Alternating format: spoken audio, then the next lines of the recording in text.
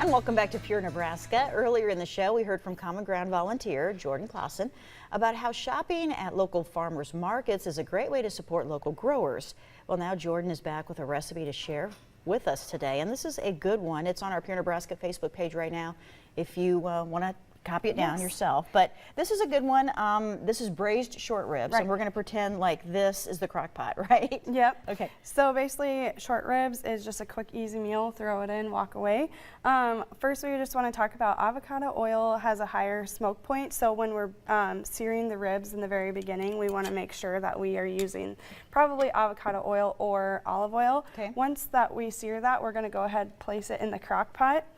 And we'll pour over our cooking stock or just water if you don't have cooking stock at home. And this recipe can be adapted in many ways. So then we'll add our seasoning over the top, whatever you wish. I just usually use salt and pepper and maybe additional seasoning. And then we have garlic as well.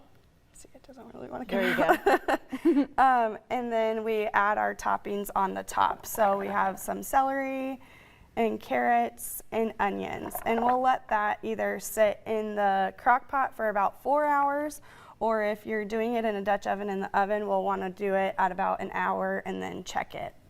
This would be perfect now for the fall season. Yes. Especially if you're tailgating, you know, football season is here now. This is perfect. Where did you get the recipe, Jordan?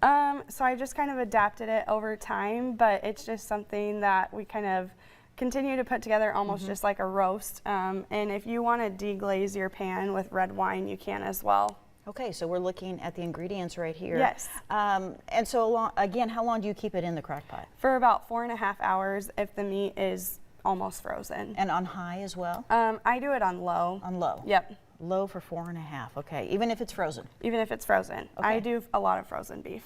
Okay, perfect. And this is it right here. It looks so good. Give it a try.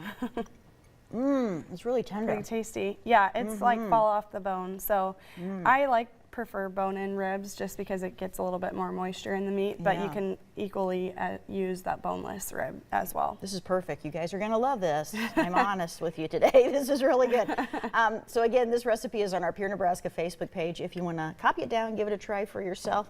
Hey, make it tomorrow and then watch the Huskers on TV. That would be great. Let us know what you think. All right, Jordan, thank you. Thank you.